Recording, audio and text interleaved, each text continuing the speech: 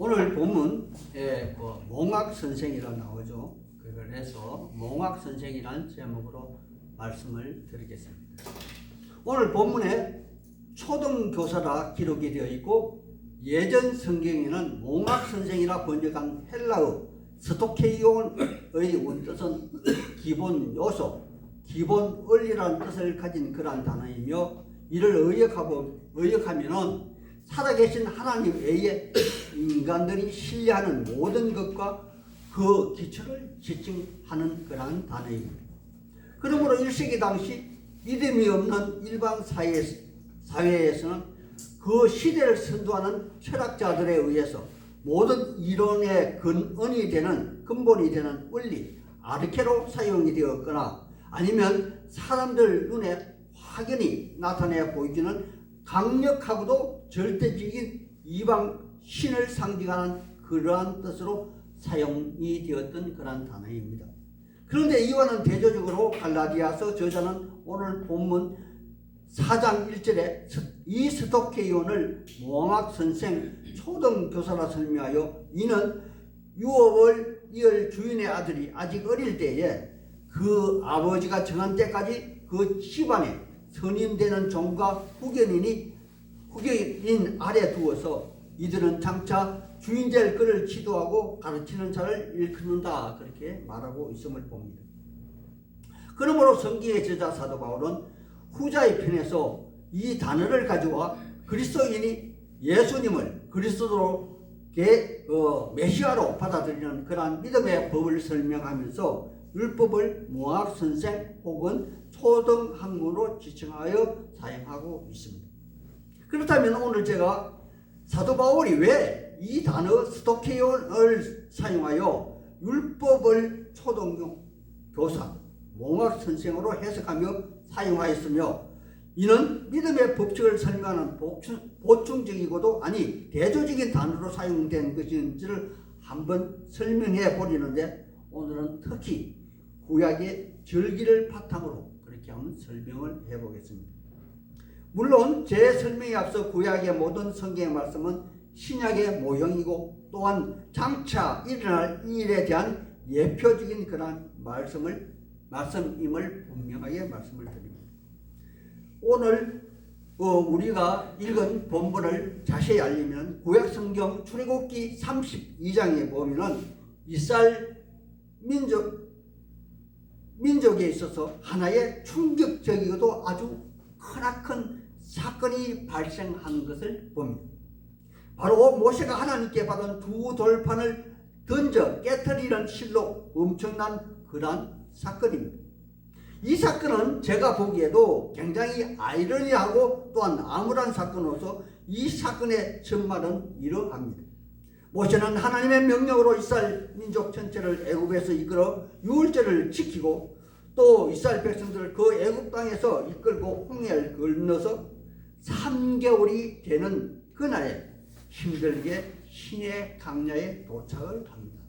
이 말씀이 바로 출애굽기 19장 1절에 기록이 되어 있습니다.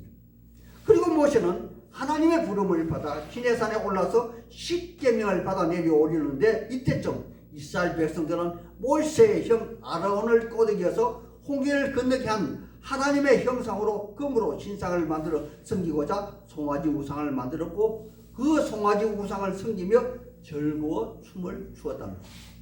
이 광경을 지켜본 하나님은 모세에게 이렇게 말합니다.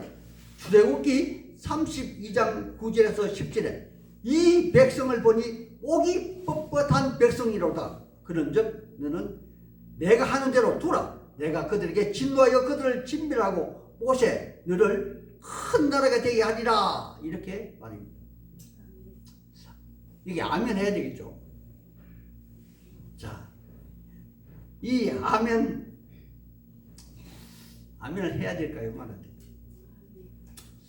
이 말씀을 들은 모세는 아주 절대절명의 그 찬스이고 이기가 곧 기회라. 자기를 통해서 민족을 만들어준다는데 아이소하라 이렇게 말하지 않냐고 급히 모세는 땅에 엎드려서 하나님께 이렇게 아뢰니다.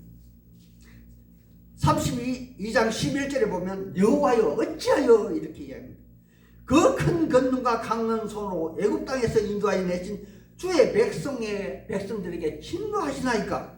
그리고 12절에 어찌하여 애굽 사람들이 이르기를 여호와가 하나님 자기의 백성을 산에서 죽이고 지밀에서 진밀하시리는 그러한 악한 의도로 인도해 내셨다고 말하게 하려 하시나이까. 그리고 또 13절에도 또 이렇게 이야기합니다. 주의 종 아브라함과 이삭과 야곱을 기억하소서. 주께서 그들을 위하여 주를 가리켜 맹세하여 이르시기를 내가 너희의 자손을 하늘의 별과 같이 많게 하시고 내가 허락한 이 땅을 너희의 자손에게 주어서 영원한 기업이 되게 하리라. 그렇게 하셨나이다. 이렇게 말합니다. 바로 모세의 이러한 기도를 들으신 하나님은 비로소 당신의 뜻을 돌이키신 것입니다. 이러한 일이 있은 후 모세가 실제로 시내산에서 하나님께 받은 돌판을 가지고 내려오는 길에 산 밑에 그를 기다리고 있는 여호수아를 만났고 둘이 함께 내려와 이 참담한 광경을 목도하게 되었고, 이 과정 중에 모세 역시 그의 백성들에게 대노하여 무의식적으로 하나님께 받은 두 돌비를 던져 깨뜨려 버렸습니다. 하나님의 사람들이요, 그렇다면 이러한 금송아지 사건과 하나님이 주신 돌파를 깨뜨린 사건이 하나님과 모세 둘 사이의 관계에서만 유야무야하고 끝이 나는 것일까요? 그것은 아닐 것입니다. 이 사건은 모두 그들 이스라엘 백성들이 생각하고 계획한 그러한 사건으로서 실제로 실행에 옮긴 것이고, 이는 하나님 뜻과는 반대로 그들 소견에 옳은 대로 행한 그러한 사건이므로 당연히 그들 이스라엘 백성들은 벌을 받아 마땅합니다. 하지만 어찌 보면 그들 이스라엘 백성에게도 변명의 여지는 남아 있습니다. 왜냐하면 아직 그들은 모세로부터 하나님 말씀을 받고 지키겠다 약속은 했지만은 하나님 말씀에 순종하는 것이 그들에게 얼마나 어떻게 유익한지 처분의 정도에 대해서 잘 알지 못한 그러한 상태에서 그들은 앞서 제가 표현한 것처럼 그들의 지금까지 관행과 전통적인 간섭에 따라서 금송아지를 아주 정성스럽게 만들어 온 힘으로 하나님으로 부르고 좋아라 그렇게 한 것이었습니다. 그러나 하나님 입장에서는 아주 단호한 결정을 내립니다. 이는 하나님의 뜻을 거역한 행위로 죄가 되므로 죽음으로 그 값을 치러야 한다는 것이었습니다. 모세가 이스라엘 백성들에게 출애굽기 32장 26절에 이렇게 소리칩니다. 누구든지 여호와의 편에 있는 자는 내게로 나오라. 그렇게 말합니다. 이 말을 들은 이스라엘 백성 중에 레위 지파가 회중 앞에 나아갑니다. 이제 그들 레위 지파는 하나님의 몽둥이가 되어서 지금까지 함께 동거동락한 그들의 형제 자매를 칼로 내리쳐 그 자리에서 3,000명가량 당일에 죽임을 당합니다. 이 일로 인하여 레위 지파는 자기 형제 자매를 죽이고도 하나님께 헌신된 자가 되었으며 모세로부터 하나님의 복을 비는 자들이 되었습니다. 이러한 일이 있은 후 모세는 두 돌판을 깎아 32장에 다시 시내산에 올랐고 하나님으로부터 이스라엘 백성들을 지켜 행해야만 하는 십계명을 받아 이스라엘 백성들에게 선포를 합니다.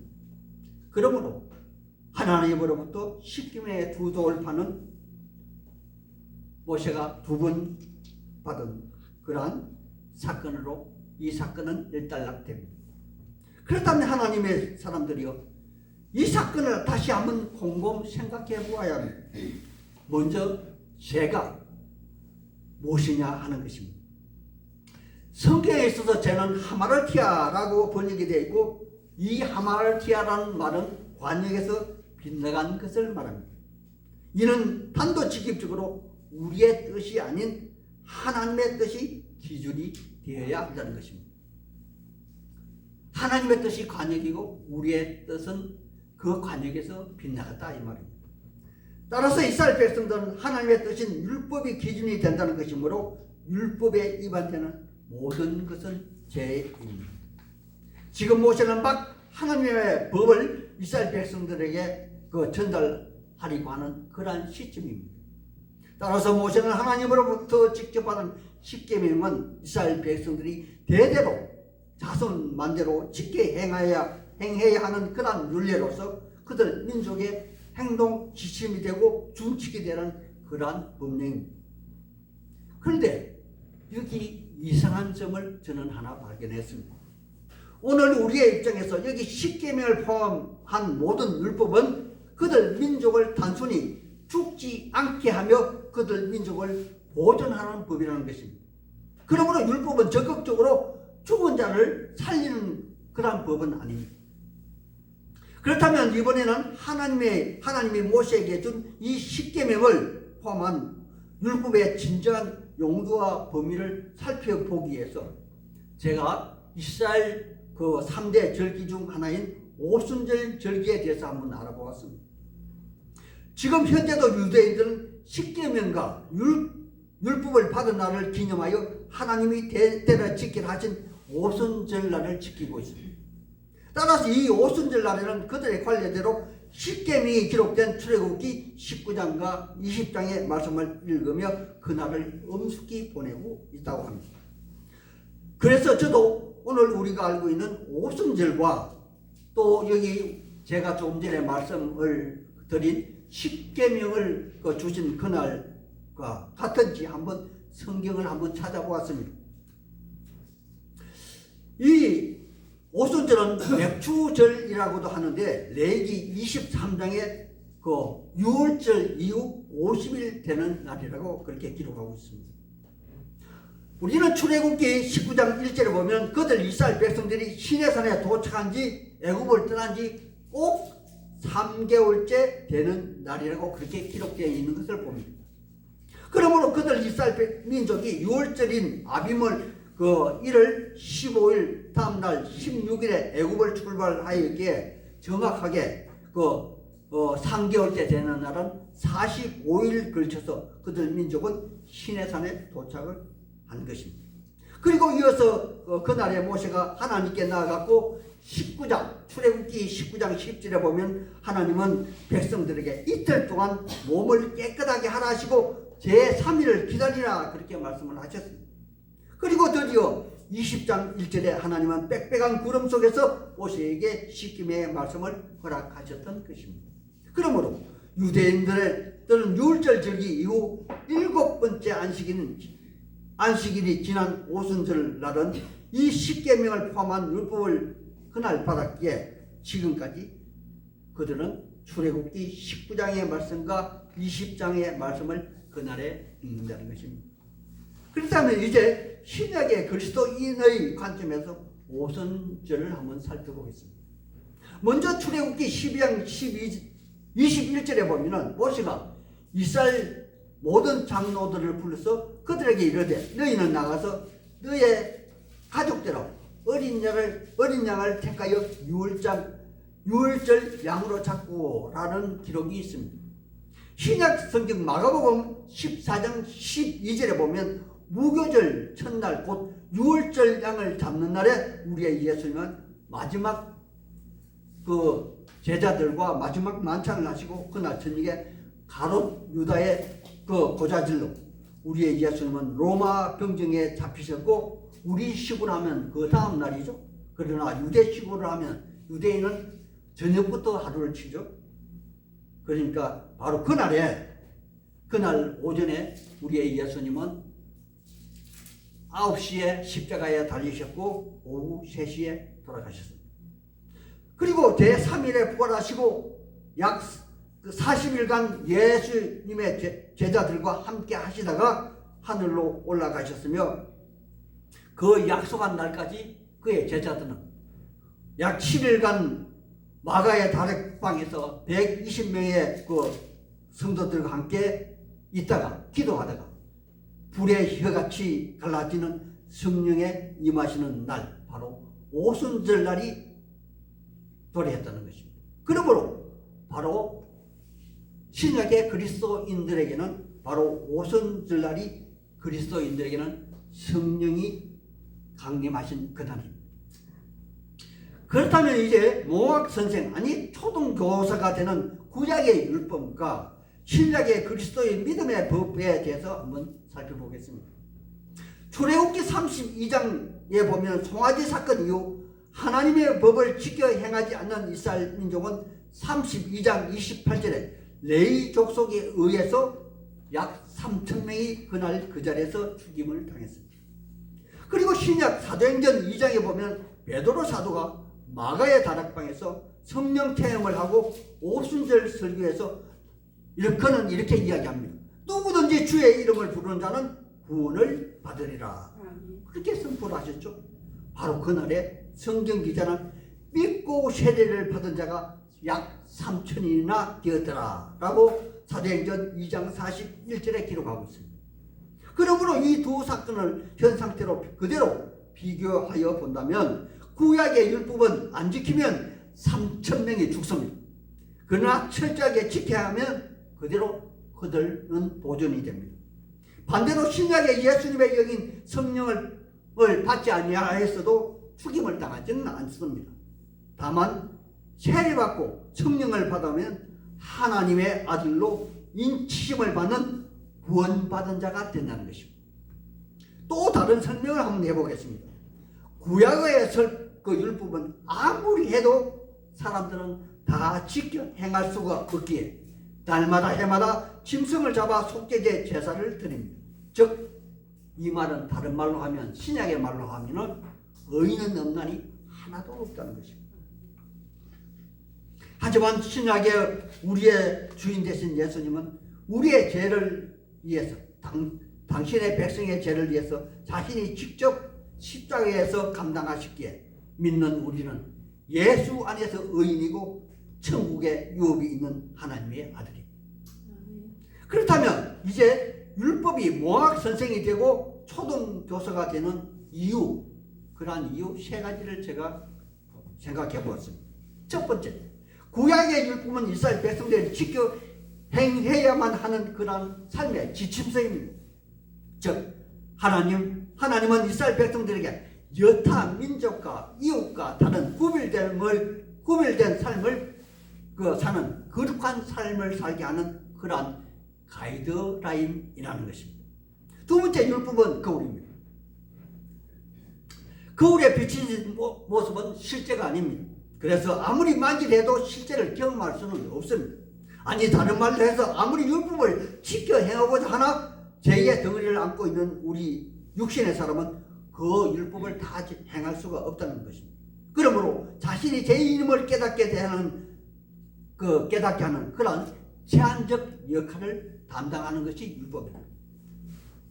하지만 신약의 사도 바울이 고린도 교회에 밝힌 것처럼 우리는 거울에 비치지는 그런 모습을 보는 자가 아니라 우리의 예수님 안에 우리는 실체이고 그 자체입니다. 그러므로 예수님의 말씀을 따르는 자 곧 성령님과 함께하는 삶은 나를 구원하신 예수님과 함께하는 삶이고 진정 하나님의 아들의 삶입니다. 셋째, 율법은 이스라엘의 믿음의 조상 아브라함의 의와 율법의 완성자 되시는 메시아 그리스도를 잇는 그러한 가교 역할을 합니다. 성경에 율법이 있기